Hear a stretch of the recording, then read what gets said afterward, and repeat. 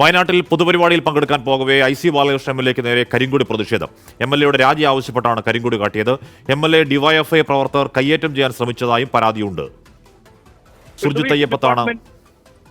ഉദ്ഘാടനത്തിന് വേദിയുണ്ട്, എല്ലാ സംവിധാനങ്ങളിലും ഞാൻ അവിടെ ചെന്ന എല്ലാ ജനപ്രതിനിധികളും ഉണ്ട്.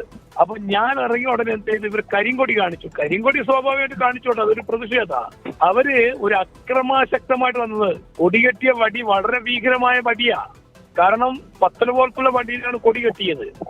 ആ വടിയൊക്കെ ഉപയോഗിച്ചുകൊണ്ടാണ് എന്നെ ആക്രമിക്കാൻ വന്നപ്പോ എന്റെ ഗൺമാൻ തടഞ്ഞു. പോലീസുകാരുണ്ടായിരുന്നു. എന്റെ ഗൺമാൻ തടഞ്ഞപ്പോ ഗൺമാന മൃഗീയമായി അവരവിടുന്ന് അടിക്കും കുത്തുമൊക്കെയാണ് ചെയ്തത്. ഏതാണ്ട് 4, 5, 6, 7, 8, 9 CPM-കാര്. ഞാൻ എന്റെ പ്രവർത്തകരോട് പറഞ്ഞു, പ്രകോപനം വേണ്ട, ഇത് ഗവൺമെന്റ് പരിപാടിയാണ് എന്ന് പറഞ്ഞ പൊതുപരിപാടിക്ക് പങ്കെടുക്കാൻ ഇറങ്ങി. ഗവൺമെന്റ് പാസ്പോർട്ട് അഡ്മിറ്റ് ആയിട്ടുണ്ട്. വളരെ ക്രൂരമായി എന്നെ ആക്രമിക്കാൻ വേണ്ടിയാണ് അവരുടെ ലക്ഷ്യം. സുർജിത്ത് കരിങ്കൊടി കയ്യാങ്കളിയിലേക്ക് മാറിയോ?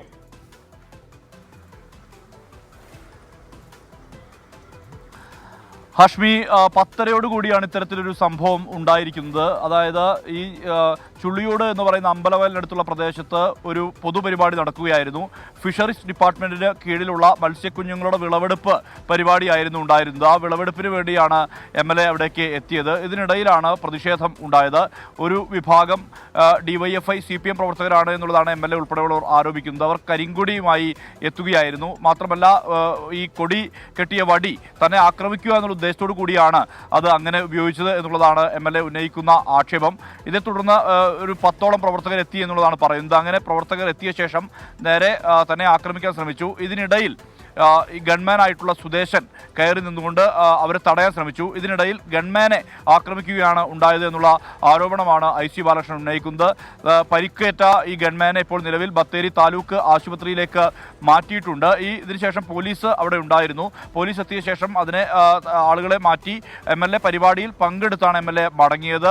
അല്പസമയത്തിനകം തന്നെ താലൂക്ക് ആശുപത്രിയിലേക്ക് MLA എത്തുന്നുണ്ട് എന്നുള്ള വിവരമാണ് നമുക്ക് ലഭ്യമാവുന്നത്. നേരത്തെ തന്നെ ഈ NM വിജയന്റെ മരണവുമായി ബന്ധപ്പെട്ട് CPM DYFI-യും പ്രതിഷേധം, വലിയ രീതിയിലുള്ള പ്രതിഷേധമാണ് ഉയർത്തിക്കൊണ്ടുവന്നത്. ഇതിന്റെ സാഹചര്യം എന്ന് പറയുന്നത് MLA-യുടെ രാജി ആവശ്യപ്പെട്ടുകൊണ്ടാണ് ഇത്തരത്തിൽ ഒരു പ്രതിഷേധം നടത്തുന്നത്. ഇതിന്റെ അടിസ്ഥാനത്തിൽ DYFI പ്രവർത്തകർ പൊതുപരിപാടിയിൽ പങ്കെടുക്കുന്ന MLA-യെ തടയും, പ്രതിഷേധം ഉയരുമെന്നുള്ള പ്രഖ്യാപനം നേരത്തെ തന്നെ നടത്തിയിട്ടുമുണ്ട്. ഇതിന്റെ അടിസ്ഥാനത്തിലാണ് ഇന്ന് ഇങ്ങനെ ഒരു പൊതുപരിപാടിക്ക് എത്തിയ MLA തടയുകയും ഒപ്പം തന്നെ പ്രതിഷേധം ഉയർത്തുകയും DYFI-യുടെ ഭാഗത്തു നിന്ന് ഉണ്ടായിരിക്കുന്നത്.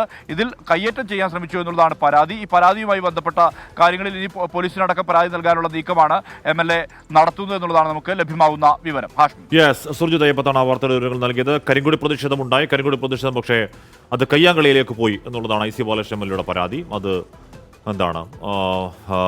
എന്തായാലും ആ സമരം CPM നേരത്തെ ഏറ്റെടുത്താണ്. അത് അടുത്ത ഘട്ടത്തിലേക്ക് കടക്കുന്നു എന്നതാണ് ആ സമരരൂപം കാണുമ്പോൾ തോന്നുന്ന സംശയം.